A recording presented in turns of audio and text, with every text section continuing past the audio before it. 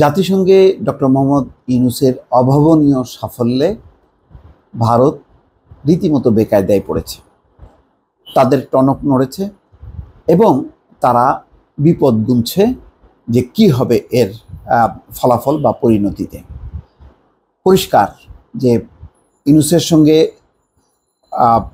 বিশ্বের সেরা রাষ্ট্রপ্রধান সরকার প্রধানরা দেখা করেছে, সহযোগিতার হাত বাড়িয়ে দিয়েছে এবং নতুন সম্পর্কের দ্বার উন্মোচিত হয়েছে। সেই দ্বারে পা রেখেছে চীন এবং পাকিস্তান। সেটি নয়াদিল্লির জন্য রীতিমতো বিপদ সংকেত।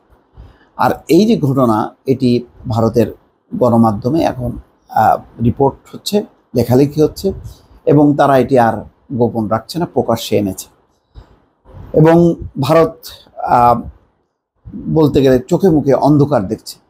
সেই রিপোর্টটি তারা প্রকাশ করেছে আনন্দবাজারের অনলাইনে। একেবারে পরিষ্কার করে তারা বলেছে যে সাধারণ সম্মেলনে নিজের বক্তৃতা দেওয়ার পাশাপাশি আমেরিকার প্রেসিডেন্ট জো বাইডেন, প্রাক্তন প্রেসিডেন্ট বিল ক্লিন্টন, বিদেশ সচিব অর্থাৎ পররাষ্ট্রমন্ত্রী অ্যান্থনি ব্লিংকেন, কানাডার প্রধানমন্ত্রী জাস্টিন ট্রুডোর সঙ্গে বৈঠক করেছে ইউনূস।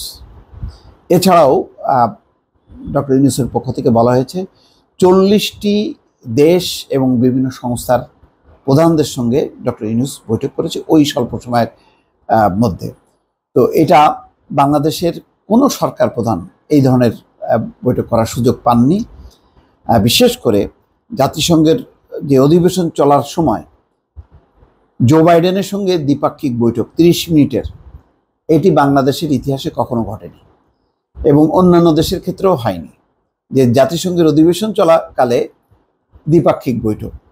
সেটি ঘটেছে বাংলাদেশের ক্ষেত্রে, ডক্টর ইউনূসের ক্ষেত্রে। বাংলাদেশের মাটিতে সংখ্যালঘুদের যে নিরাপত্তা, বিশেষ করে হিন্দু জনগোষ্ঠীর উপর নিপীড়ন, এই বিষয়টি নিয়ে যখন সাউথ ব্লক ভারতের তারা ক্ষুব্ধ, ঠিক সেই সময় জাতিসংঘে অসাধারণ সম্ভাষণ জানিয়েছে বিশ্ব নেতারা।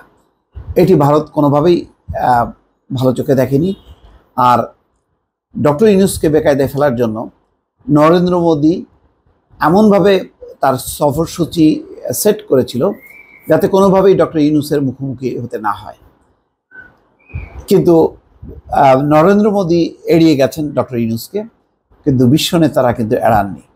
তারা দেখা করেছেন, ডক্টর ইউনূসকে নিয়ে উচ্ছ্বসিত হয়েছেন এবং যত রকম সহযোগিতা লাগে বাংলাদেশের জন্য সব রকম সহযোগিতা করতে রাজি হয়েছে। এবং নিশ্চয়ই দেখেছেন যে ওই সফরের সময় বিশ্বব্যাংকের পক্ষ থেকে $350 কোটি সহায়তা দিতে চেয়েছে ডক্টর ইউনূসের সংস্কার কার্যক্রমে।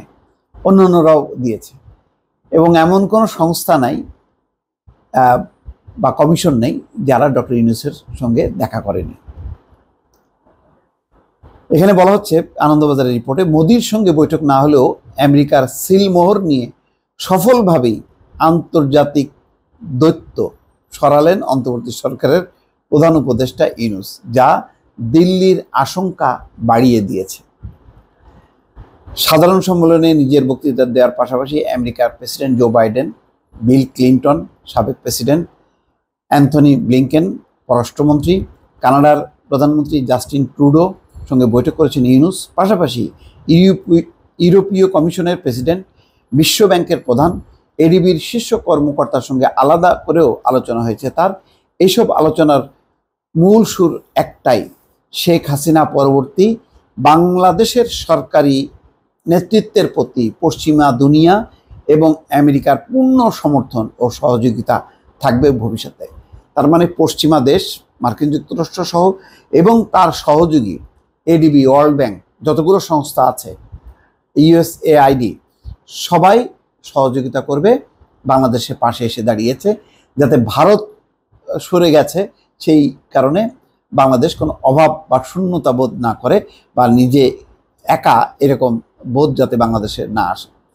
যে সহায়তার কৌশলগত, বাণিজ্যিক এবং অর্থনৈতিক ভূমিকা রয়েছে, এক কথায় ভারতের প্রতি দ্বিপাক্ষিক নির্ভরতার জায়গা সংকুচিত করাই এই মুহূর্তে ইউনূস সরকারের লক্ষ্য কিনা সেই প্রশ্ন উঠে আসছে কূটনীতিক মহলে। মানে ভারত চিন্তা করছে যে যে ধরনের সহায়তা দেওয়া হচ্ছে তাতে কি ভারতের উপর নির্ভরতা বাংলাদেশের কমে যাবে, সেটি এখন চিন্তার বিষয় নয়াদিল্লির। সাউথ ব্লকের চিন্তা বাড়িয়ে নিউ ইয়র্কে ইউনুসের দত্ত তালিকা, অর্থাৎ তার যে শত্রুর তালিকায়, সেখানে যুক্ত হয়েছেন পাকিস্তানের প্রধানমন্ত্রী শাহবাজ শরীফ এবং চীনের পররাষ্ট্রমন্ত্রী ওয়াং ইর। তারাও দেখা করেছেন এবং ওই সহযোগিতার বন্ধন এবং সূত্রের খবর সার্ককে জাগিয়ে তোলা, দক্ষিণ এশিয়া সহযোগিতার যে আঞ্চলিক সহযোগিতা ফোরাম সার্ক, তাকে আবার পুনর্জীবিত করা, বাংলাদেশ পাকিস্তান দ্বিপাক্ষিক সম্পর্ককে আবার পুনর্বহাল করা, এসব নিয়ে কথা হয়েছে ইউনুস এবং শাহবাজ শরীফের, যেটা নয়াদিল্লির ভালো লাগার কথা না। কূটনৈতিক মহলের বক্তব্য, বিদেশ মন্ত্রণালয় গত 100 দিনে কাজকর্মের খতিয়ানে বাংলাদেশের প্রসঙ্গ না রাখলেও এই মুহূর্তে ঢাকার সঙ্গে সম্পর্কের কৌশল রচনায় মোদী সরকারকে অগ্রাধিকারের মধ্যেই রাখতে হবে। পাকিস্তানের সঙ্গে ঘনিষ্ঠতার বার্তা থেকে স্পষ্ট, বাংলাদেশ এখন তার নীতির কেন্দ্রে জামাত ইসলামীকে আরও বেশি করে রাখতে চাইছে, যা স্বস্তির নয় দিল্লির কাছে। আপাতত দুটি বিষয় স্পষ্ট। এক, এই অন্তর্বর্তী সরকার রাজনৈতিক বৈধতা পেয়ে গিয়েছে সে দেশে সংখ্যাগরিষ্ঠ মানুষের মধ্যে। তারা বুঝতে পারছে যে সংখ্যাগরিষ্ঠ মানুষ এই সরকারের বৈধতা দিয়েছে। দুই, ঢাকার সঙ্গে ইসলামাবাদের সম্পর্ক আগামী দিনে এগুলে তা নিয়ন্ত্রণ করার মতো কূটনৈতিক অস্ত্র এখন আর ভারতের হাতে নেই। তাৎপর্যপূর্ণভাবে রাষ্ট্রপুঞ্জে বাংলায় বক্তৃতা দিয়েছেন ইউনুস। এই বার্তায় তিনি দিতে চেয়েছেন, ক্ষমতার বদল হলেও তাকে শুধু ধর্মীয় দৃষ্টিভঙ্গিতে দেখা ঠিক নয়, বাংলাদেশের জাতিসত্তার স্বকীয়তাতেই তিনি বিশ্বাসী।